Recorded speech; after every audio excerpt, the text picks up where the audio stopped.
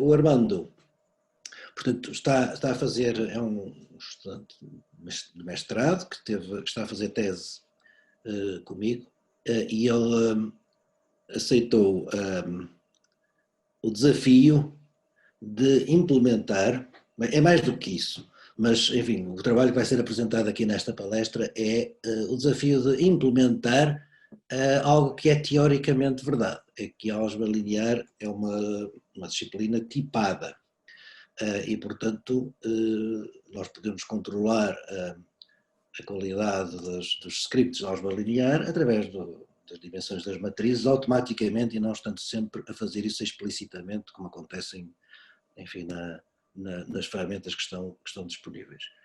Este trabalho foi apresentado, portanto, o contexto é maior, porque a tese dele está a ser supervisada pelo professor Andrei Molkov, da Universidade de Glasgow, e por mim próprio, e é algo mais geral, que é o uso de selective functors para fazer coisas ligadas à programação probabilística. E como o Armando vai mostrar, este pequeno trabalho também apresenta exemplos nessa área. Isto foi apresentado no Haskell Symposium 2020, portanto aqui há uns meses, e atraiu bastante atenção, foi bastante discussão à volta disto, e inclusivamente, como o Armando vai mostrar, gerou pelo menos, talvez mais pessoas discutiam, mas duas pessoas se interessaram bastante, eu depois irá referir quem é, e agora em e-mails recentes eu percebi que há uma espécie de, como é que é? Pós-Fortran, não é? Álgebra linear pós-Fortran. E, portanto, nós podemos dizer que, assim como as pessoas das bases de dados escolares dizem que é pós-SQL ou no SQL, nós agora estamos no trend do pós-Fortran Linear Algebra. Portanto, eu vou então passar a palavra ao Armando, que vai fazer, essencialmente, repetir a apresentação que fez no simpósio, com mais alguma coisinha. Armando, faça o favor. Muito obrigado, professor. Antes de mais, quero agradecer ao professor Zé Nuno e à Paula pelo convite para dar esta Talk no Infoblender e a todos os presentes também por estarem aqui. Espero que achem esta Talk interessante, como eu acho que este trabalho é. Então, o nome da Talk e do artigo que foi publicado no Haskell Symposium é Type Your Matrices for Great Good. E descreve uma biblioteca em Haskell de matrizes tipadas e algumas das suas aplicações.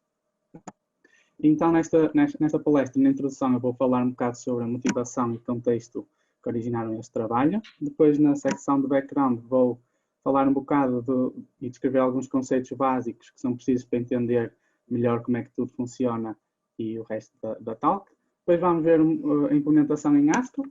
E depois vou apresentar um exemplo de como é que podemos utilizar o trabalho que foi implementado e discutir alguns resultados e benchmarks que foram feitos.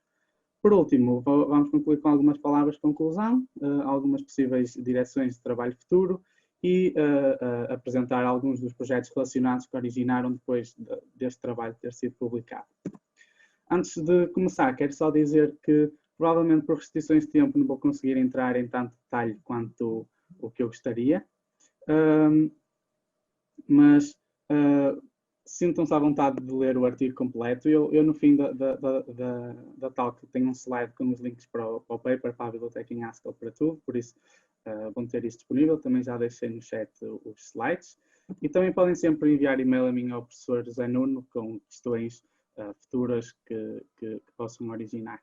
E já agora, já que não estamos assim tantos e falamos todos português, se surgir alguma questão de esclarecimento, assim, algo rápido, que eu possa ter escapado, que eu tendo a comer palavras às vezes, para não ficar tão claro, escrevam no chat e o professor Zé Nuno ou a Paula, por favor, peço que estejam atentos a algumas questões de esclarecimento, que eu posso parar a meio e dar algumas palavras mais esclarecedoras sobre o que é que seja que tenham dúvidas. Sendo assim, vamos então começar. Pronto, as matrizes, como podem saber, são centrais nas ciências da computação e na matemática. Têm um papel muito importante em encontrar modelos concisos. Não deve ser surpresa nenhuma que, se conseguirem modelar o vosso problema usando matrizes, não só têm uma solução provavelmente elegante, mas eficiente. A computação gráfica usa muito matrizes, machine learning agora também, que está na moda, também usa muito matrizes, porque elas de facto estão em todo lado e se conseguirmos ver, tentar procurar o suficiente, conseguimos encontrar uma forma de aplicar certas estratégias que usem matrizes. E o que é uma matriz exatamente? Muitos livros, matemática, por aí além, descrevem uma matriz como sendo um retângulo de elementos organizados por linhas e colunas. No entanto, programadores e engenheiros normalmente preferem esta representação de matrizes, que é mais comum, que é uma lista de elementos, ou um vetor de elementos, ou um vetor de elementos. E eles gostam desta representação porque captura basicamente toda a informação que uma matriz tem. E é eficiente, digamos assim. No entanto, muitos dos operadores e algoritmos que manipulam matrizes são feitos via blocos. E porquê é que isto é um problema quando os blocos capturam uma essência de divide and conquer das matrizes e muitas vezes originam implementações elegantes e com boa complexidade assintótica? Bem, o problema é que manipular matrizes usando uma representação como lista de elementos, por exemplo, origina implementações bastante complicadas quando queremos fazer os algoritmos via blocos, porque temos que ter ou muitos ciclos aninhados ou temos que manipular muitos índices. Isso é propício a erros, ou chamados off-by-one errors, ou temos que andar sempre com verificações dinâmicas das dimensões das matrizes e é muito propício a erros de tipos, de dimensões das matrizes. E uma das mensagens principais que esta talk e o paper tentam transmitir é que não há necessidade de fazermos as coisas desta maneira, propícia a erros e bastante confusa às vezes, que há maneiras mais elegantes e que quase que eliminam por construção este tipo de erros de vez. Então isto é o que nós vamos ver, isto é uma amostra da implementação em Haskell que vamos entrar mais em detalhe mais à frente e podemos já ver que é uma estrutura indutiva e polimórfica, quer no tipo dos elementos, quer nos seus índices aqui, e as dimensões das matrizes são explícitas no tipo, ok? E depois, só para deixar mais claro, temos três construtores. O primeiro é o caso base, que é um elemento apenas, e depois temos dois construtores indutivos que recebem duas matrizes e colam matrizes horizontalmente, que é o caso do join, e colam as matrizes verticalmente, que é o caso do for. Mas antes de entrar em mais detalhes, vamos só passar um bocado por algum do background knowledge necessário para perceber como é que tudo funciona. A teoria que alimenta bastante este trabalho é a teoria das categorias. Para quem não está tão familiarizado, eu vou tentar manter as coisas simples. Portanto, a teoria das categorias pode ser chamada de uma teoria de tudo, entre aspas. Tem uma presença muito forte na programação funcional e basicamente usa setas tipadas como uma notação genérica que é capaz de endereçar diversos domínios de problemas. Por exemplo, podemos instanciar a teoria das categorias para bases de dados, para grafos, para qualquer outro domínio concreto que estejamos a trabalhar.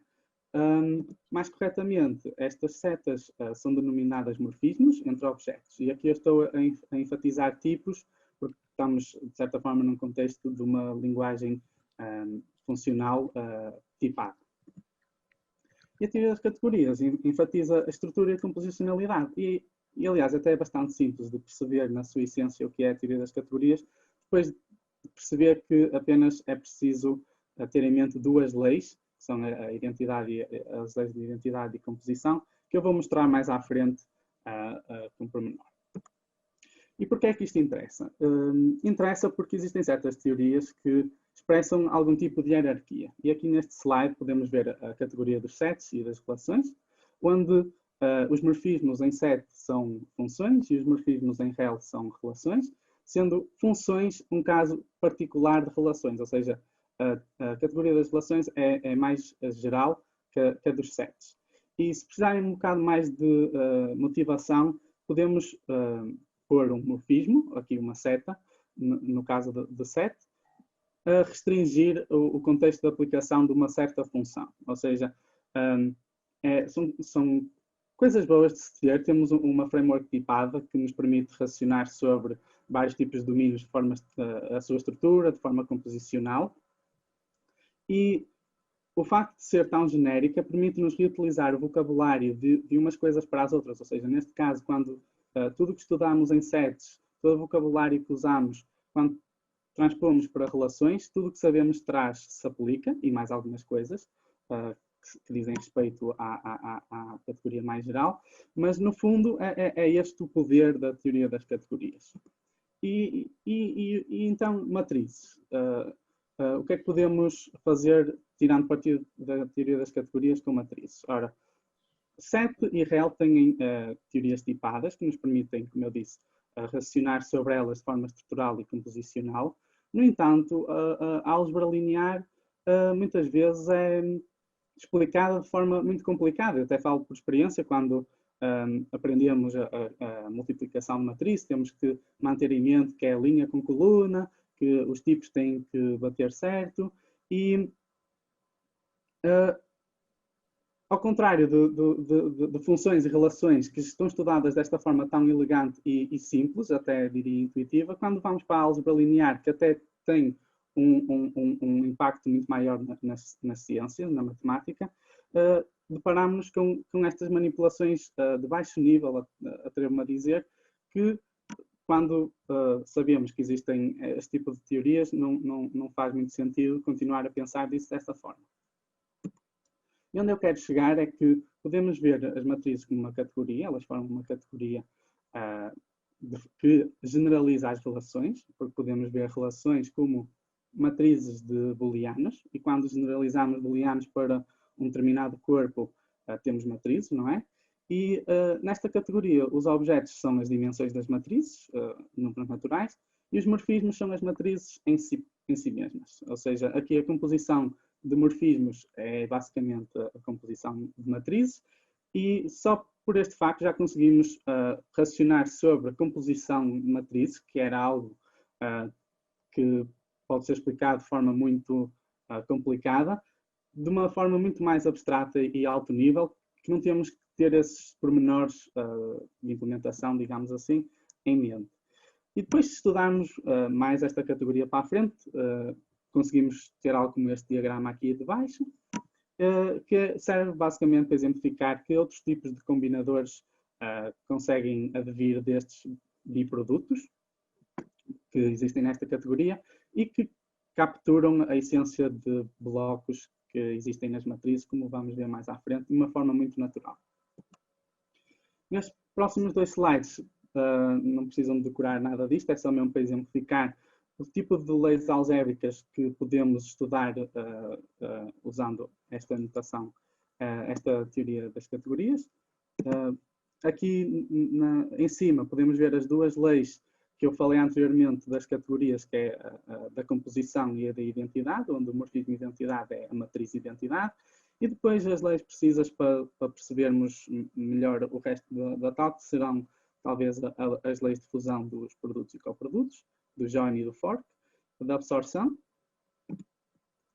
e a divide and conquer, que advém de forma bastante natural ao estudar isto. E alguém que tenha feito a licenciatura em Engenharia Informática consegue muito bem ver que estas leis são basicamente as leis que se dá em cálculo de programas no segundo ano.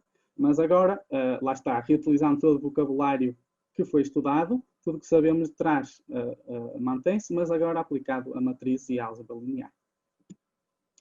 Portanto, vamos então ver agora a implementação em Haskell. Esta estrutura é muito semelhante à que vimos anteriormente, com exceção de que este tipo é indexado por números naturais em vez daqueles parênteses, abrir e fechar parênteses. E esta estratégia foi a primeira que tentamos quando estávamos a trabalhar nisto para o artigo, e o compilador do Haskell, o GHC, fica contente com este pedaço de código, consegue compilar e tudo, mas o problema é quando tentamos escrever funções que manipulam este tipo de dados de forma mais exigente, digamos assim, ao fazer pattern matching, devido à adição que está aqui a adição de números naturais ao nível dos tipos e não só, não ser injetiva, o compilador tinha bastantes dificuldades em inferir e a unificar os blocos anteriores. Então, a solução que encontramos para resolver esta limitação foi, em vez de usar tipos naturais, números naturais ao nível dos tipos, usamos tipos estruturados, tirando partido do isomorfismo dos tipos de dados algébricos, que são isomorfos à sua cardinalidade. Então, aqui, este é o tipo unidade, vou abrir já parênteses, tem cardinalidade 1, e o tipo either é visto como a soma de dois tipos, ou seja, aqui o join está a somar o número de colunas dos blocos e o fork está a somar o número de linhas. O que é bastante bom nesta estrutura indutiva é que é correta por construção, e isto quer dizer que é impossível construirmos uma matriz mal tipada usando apenas estas três primitivas, o one, o join e o fork, como podemos ver aqui. Por exemplo, se tivéssemos este tipo de dados, nada nos impediria de ter uma matriz mal tipada, como aqui claramente está uma matriz 2x2, mas a informação que temos das suas dimensões é 4x4, está profundamente errado e pode levar a qualquer tipo de erros. Claro que podíamos ter uma biblioteca que garantia que este invariante era preservado, mas é muito melhor ter algo que é correto de construção e nem sequer damos chance disso acontecer. Aqui neste slide temos dois exemplos, um de como é que é possível construir matrizes com este tipo de dados e outro de como é possível manipular esse tipo de dados. Então aqui nós estamos a construir uma matriz identidade 2x2, colando duas matrizes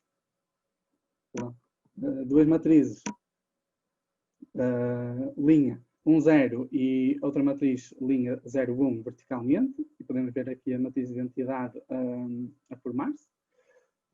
E nos tipos podemos ver que se formos pelo isomorfismo, 1 mais 1 é 2 nas colunas e 1 mais 1 é 2 nas linhas, então temos uma matriz 2x2 correta por construção. Ao manipular estas estruturas de dados indutivamente, acabamos por ter implementações bastante limpas e concisas, ou seja, aqui a multiplicação de duas matrizes é definida em apenas 5 linhas, não temos ciclos aninhados, não temos manipulação de índices, não temos chance de erros de tipos, nem chance de erros de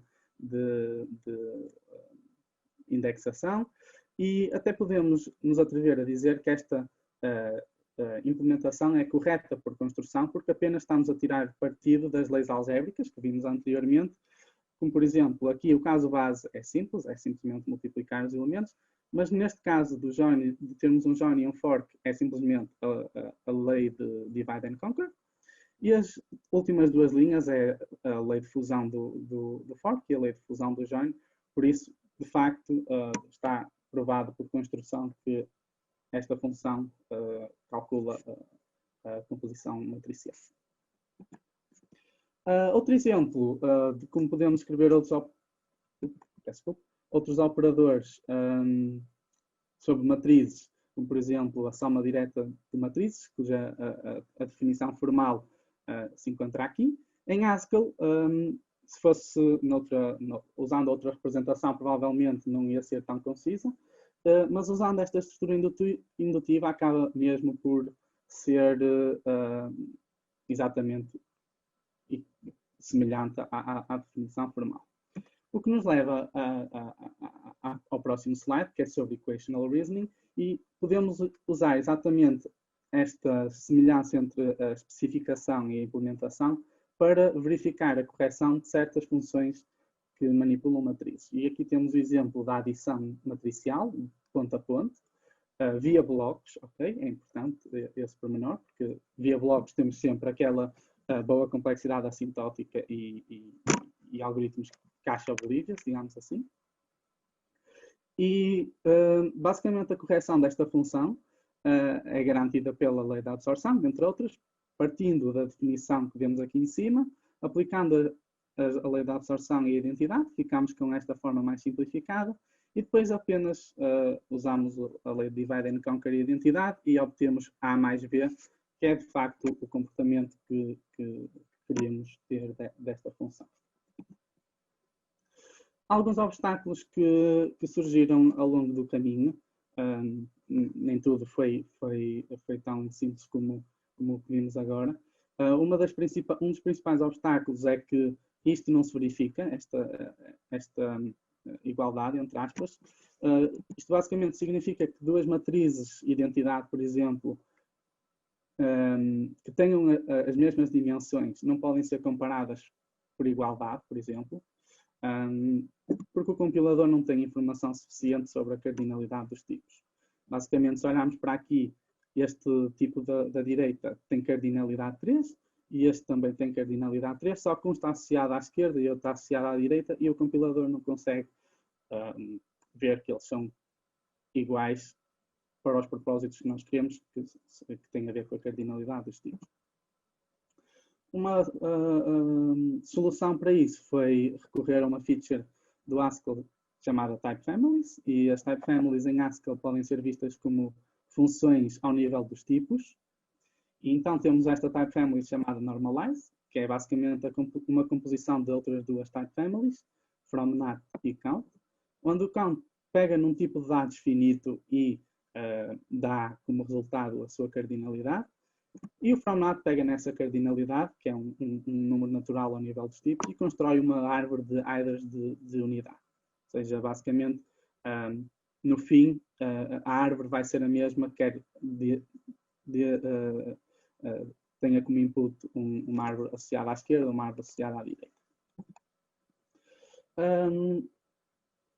Com esta Type Family do Normalize e da FromNat, conseguimos dar ao utilizador da biblioteca uma interface mais amigável, usando New Type Wrappers. E aqui podemos, de facto, ter um tipo de matriz que é indexado por números naturais, ao nível dos tipos, como queríamos ter inicialmente, mas agora basta-nos ter um New Type Wrapper à volta da Type Family FromNat e conseguimos ter uma interface desejada.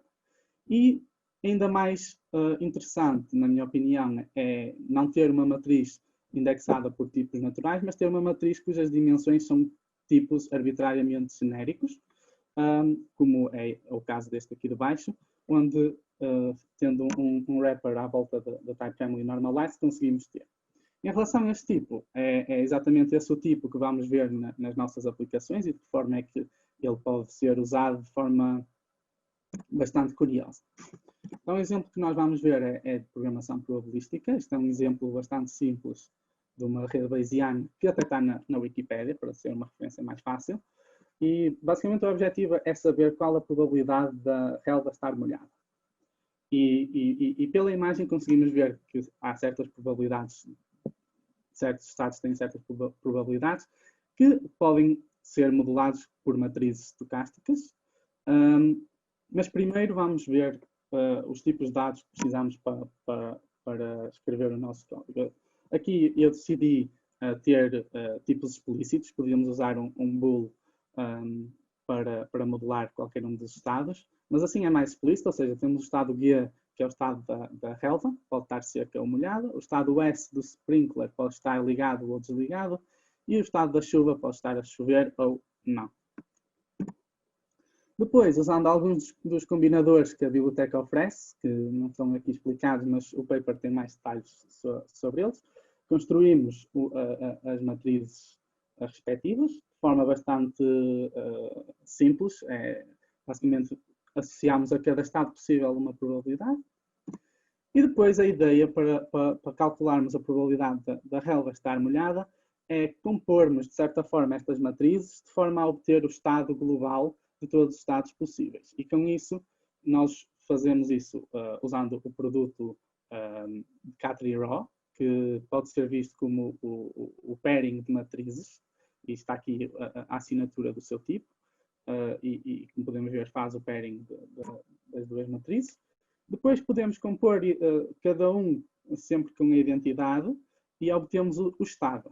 E obtemos basicamente esta distribuição. Está aqui o diagrama associado com as composições que queremos fazer, que nos dá a distribuição associada. E para cada estado nós temos uma certa probabilidade. Depois, para fazer uma query sobre esse estado, basicamente é muito simples. Queremos o estado da relva, por isso fazemos uma projeção da primeira componente do estado, usando este combinador chamado first_n de matriz. E depois, como queremos saber se a relva está molhada e não seca, temos de fazer uma projeção para o construtor web. E aqui a composição é açúcar sintático para aquela função comp que vimos anteriormente, e a composição de matrizes em conjunto com o produto cat e raw vão tratar do cálculo de todas as probabilidades que existem, e depois, ao fazermos a query, sai exatamente a probabilidade que queremos, que é 44,84%. Em termos de performance, nós fizemos um benchmark relativo à composição matricial, comparando a nossa biblioteca com as 3 mais populares no repositório Hackett na altura, que eram a H-Matrix, Matrix e Linear. E o que podemos concluir a partir só de olhar para o gráfico é que as bibliotecas H-Matrix e Matrix foram as que performaram melhor. Porquê? Ao inspecionar estas 2 bibliotecas, reparámos que usavam um tipo de dados bastante otimizado e chamavam C, ou seja, tinham muitas chamadas foreign calls a C, e era uma estrutura que tirava partido de BLAS e LAPACK, de computações de BLAS e LAPACK, ou seja, era mesmo muito rápido e não havia maneira sequer do nosso tipo de dados singelo competir com isso, porque não era puro. No entanto, ficámos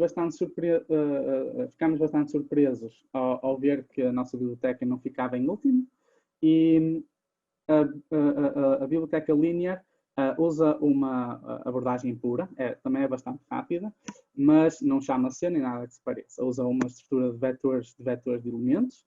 Claro que tem certas otimizações nos algoritmos e tudo mais, mas era uma melhor base de comparação e ficamos bastante surpreendidos por termos uma ordem de grandeza quase de melhor performance, sem qualquer tipo de otimizações, por assim dizer. A implementação que usámos foi a que viram da composição de matriz, em apenas 5 linhas. Uma das explicações que damos no artigo para esta vantagem é que, como tiramos partido da lei de divide and conquer e origina um algoritmo que é caixa oblivious, ou seja, é um algoritmo ótimo para qualquer arquitetura de processador, entre outras coisas, e uma lista de listas de elementos requer algum tipo de otimizações a esse nível, que a biblioteca H-Matrix e Matrix tinham em conta, deram-nos essa vantagem. Em conclusão, vimos uma API bastante sólida e polimórfica e, acima de tudo, type safe, ok? Que usa basicamente uma estrutura indutiva que origina algoritmos eficientes, usando a lei de divide and conquer. E o código é correto por construção e até somos capazes de raciocinar algebricamente sobre o nosso código, provando certas correções de algoritmos, ou até mesmo encontrar e calcular derivações mais eficientes, como mostramos no paper. No entanto, não tem a melhor performance. Acho que isto não é muito surpreendente. Claro que de certeza que há mais maneiras de tornar a nossa estrutura o mais eficiente possível, mas não era de todo o objetivo deste artigo. Era, de facto, mostrar que podíamos fazer álgebra linear de forma mais elegante, composicional, correta, tipada. No entanto, as vantagens que oferecemos justificam a sua adoção, eu diria. Claro que se a aplicação que queremos fazer é crítica em termos de performance, isto usando a nossa biblioteca talvez não seja a melhor opção, mas se nos preocuparmos com a correção, se nos preocuparmos em querermos raciocinar sobre o nosso código de forma mais simples, correta, algebricamente, talvez seja um bom ponto de partida.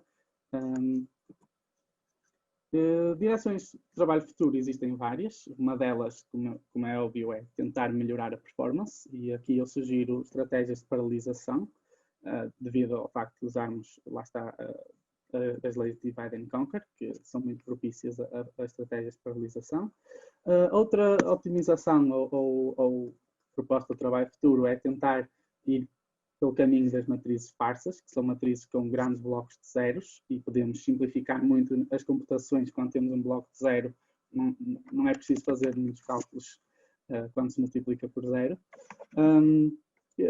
Temos algumas experiências em relação a isto das matrizes esparsas. Não é assim tão fácil quanto parece, mas é promissor. E, claro, explorar o design space, que há sempre coisas que podemos melhorar, estar atentos a atualizações do IHC para ver que tipo de truques conseguimos fazer para tentar ganhar mais uns pontos.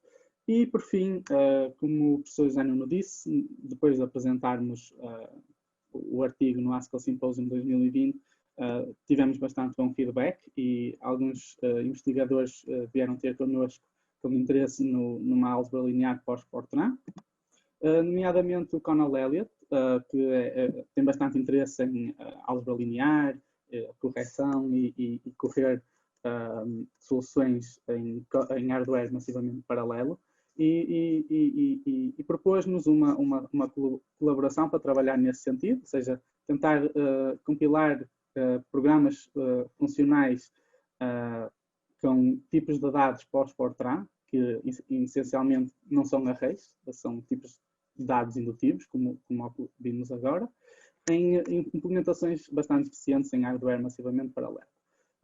Eu deixo o link para o GitHub, se tiverem interesse em ver. Temos algumas discussões nas issues em relação aos objetivos e trabalho futuro. Temos feito as coisas em Haskell, mas devido a algumas limitações do compilador que temos vindo a encontrar, estamos a mudar tudo para a Agda agora. O segundo projeto tem a ver, é um bocado mais diferente. Foi um investigador brasileiro chamado João Paixão, que recentemente publicou um artigo sobre relações lineares e álgebra linear gráfica. E ele queria tentar a mesma estratégia indutiva, correta por construção, para relações lineares, na sua linguagem gráfica para a álgebra linear, de forma a tentar construir provas elegantes e composicionais para algum dos algoritmos e teoremas mais comuns da álgebra linear. Mais uma vez está aqui o link para o artigo, para quem tiver interesse em estudar melhor estes pormenores. Aqui também estão os links, quer para o artigo, quer para a apresentação no Haskell Symposium, quer para a biblioteca Haskell. Obrigado a todos por terem assistido, espero que tenham gostado, e se tiverem questões, terei todo o gosto em responder. Obrigado, Armando. Portanto, vamos agora abrir o habitual período de questões. Antes de o fazermos, queria apenas referir uma coisa que falhou quando fiz a apresentação. O Armando é bolseiro, está em transição para continuar a ser bolseiro do projeto Da Vinci, e esse apoio do Da Vinci, obviamente, que é muito agradecido neste trabalho. Permitiu que ele tivesse a bolsa durante parte da altura em que fez este trabalho. E agora sim, perguntas que tenham sobre o projeto. Eu faço uma porque ela já apareceu várias vezes e já não me lembro muito bem qual foi a resposta que se deu. Porquê é que não temos blocos de zeros na estrutura indutiva? Já discutimos isto, mas qual é a sua visão correta? Sim. Como eu Os disse, blocos de zeros dão um jeitaço, não é? Sim. Como eu disse, os blocos de zero já foram experimentados, digamos assim. Já fiz várias experiências em inserir mais um construtor chamado zero, que tem dimensões arbitrárias e que basicamente a semântica dele é um bloco enorme de zeros. No entanto, não é assim tão fácil como parece adicionar apenas esse construtor, porque devido a ser de dimensões arbitrárias, depois ao tentarmos, por exemplo, escrever um algoritmo de composição de matrizes com esse bloco de zeros à frente, corre bem e é bastante uma ideia bastante inteligente, mas existem outra série de algoritmos que estão implementados na biblioteca que não se dão assim tão bem com esse bloco de zeros, ao nível do compilador. Não é que não façam sentido ter, mas neste momento o DHC é um bocado picuinhas com certas coisas. Talvez se em Águeda tenhamos mais sorte a explorar o design space relativo a blocos de zeros, mas a minha experiência é que em Haskell não é muito bem sucedido. Ou temos um tipo de dados completamente diferente, e temos lá a identidade também, um construtor para a matriz de identidade, um construtor para a matriz de zeros, um construtor para em vez de termos só o join e o for, termos um construtor para pegar em 4 matrizes e juntá-las as 4 num bloco maior. Podemos ir por aí também. Mas lá está, é experimentado mesmo. Mas aí nessa versão em Águeda já tem lá os blocos arbitrariamente de dimensões arbitrárias de zeros, não é? Como? Nessa versão em Águeda já vão ter os blocos sim, é capaz de resultar melhor. É capaz de resultar melhor porque o compilador é mais, o sistema de tipos é mais poderoso, não encontramos tantas limitações como o compilador o sistema de tipos do VHC.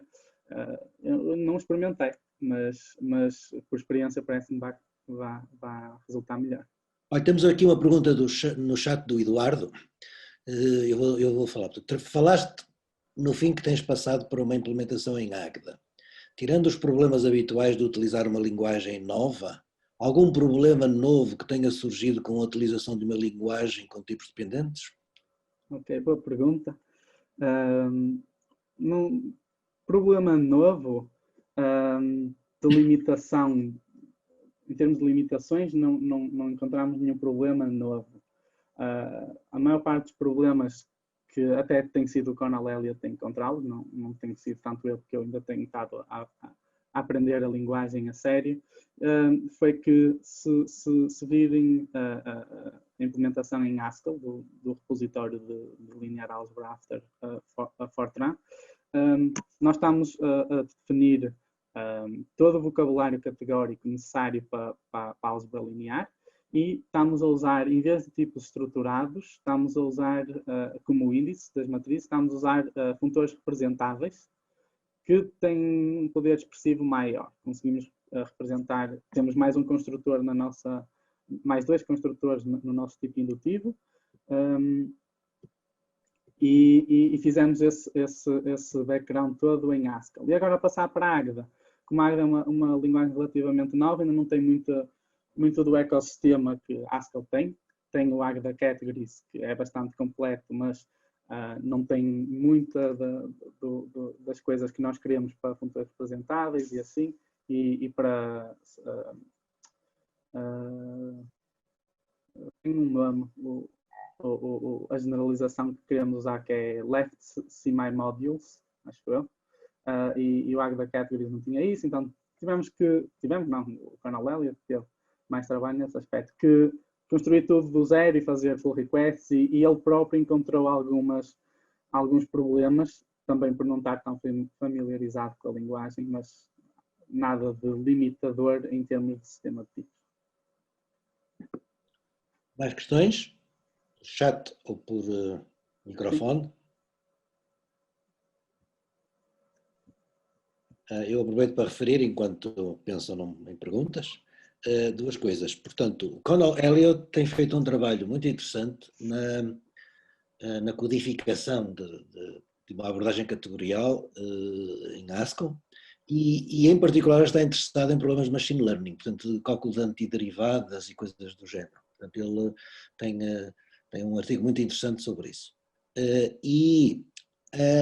Outra colaboração com o João Paixão, e que eu nunca sei o nome É Powell. Pavel, qualquer coisa, um nome muito complicado. As relações lineares que eles referem são interessantes porque eu vejo, ainda não posso dizer, mas vejo ali o princípio de uma possibilidade de se começar a especificar problemas de álgebra linear. Especificar, não é? Porque normalmente a gente, quando quando codifica um problema em álgebra linear, é como na álgebra linear, já está a dar a expressão, não é? E em particular a possibilidade de especificar programas quânticos, como se sabe, um programa quântico é álgebra linear do princípio ao fim. Portanto, são perspectivas que estão a ser abertas e que este trabalho, de certo modo, está a permitir fazer. Eu fazia mais uma pergunta, pronto, eu também, como mestre de cerimónias, ou que seria o seguinte, que era se o Armando falava na extensão deste trabalho na sua tese. Portanto, o contexto vai explicá-lo, mas só para dizer uma coisa que é a seguinte, é que estas matrizes permitem representar programação probabilística por exaustão de casos, não é? Exato. E isso não é o caso geral. A aplicação da programação probabilística em geral não sobrevive porque isto fica computacionalmente muito complexo. Portanto, eu pedi ao Armando que fizesse uma ponte entre os funtores selective functors e este trabalho que está a apresentar agora.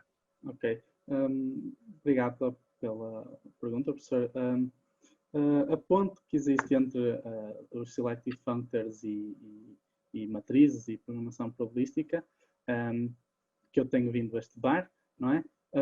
Como os selective functors são uma abstração recente na programação funcional e neste momento não têm uma interpretação probabilística, digamos assim, grande parte do meu estudo na tese foi estudar as abstrações que existem na programação funcional, as mais comuns, como funtores, aplicativos, monads, e as suas interpretações probabilísticas.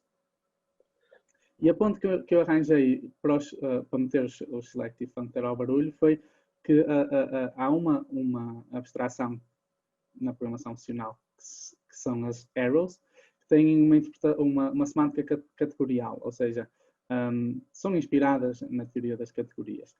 E eu, ao tentar arranjar uma interpretação probabilística para essa abstração, fui pela álgebra linear da programação, que é tipada, e tenho também uma noção categorial. Ou seja, depois de chegar a esse ponto e de ver que as arrows têm uma correspondência com os selective functors, fiz aí a ponte, ou seja, dei uma interpretação probabilística aos selective functors de forma exaustiva, porque à parte os selective functors têm certas capacidades de execução especulativa e análise estática de efeitos, que são coisas que à partida dá para tirar partido em programação probabilística, mas o que eu queria mesmo encontrar era uma interpretação mais semântica dessa abstração. Então, comecei a entrar pela álgebra linear da programação, a tentar modelar os problemas com matrizes, com matrizes estocásticas e a ver até onde é que eu conseguia chegar com os selective functors, e no paper até temos uma derivação dos selective functors mais eficiente usando as leis algébricas da álgebra linear da programação, mas no fundo existe sempre a limitação da explosão de estados possíveis numa computação probabilística por exaustão. Então, a segunda parte da minha tese é explorar a parte não exaustiva, de sampling de probabilidades, usando a abstração dos selective functors. Agora, com a interpretação e todo o conhecimento que eu tenho no contexto probabilístico, ajudou-me e foi muito mais fácil de o fazer devido a esse estudo prévio. Muito bem, muito obrigado. Mais perguntas? Possa haver? Eu não estou aqui a ver nada, ninguém de mão levantada. Portanto, acho que podemos ficar por aqui. Portanto, eu queria agradecer ao Armando a disponibilidade para dar esta palestra, uma vez mais agradecer ao Da Vinci, que apoiou este trabalho, e desejar maiores felicidades para o resto do seu trabalho de tese. Agora vamos agradecer, enfim, há muitas maneiras, eletrónicas ou não, pode-se pôr aqui umas mãozinhas, não é? Sim. Ou então bater palmas mesmo. Obrigado. E até ao próximo InfoBlender.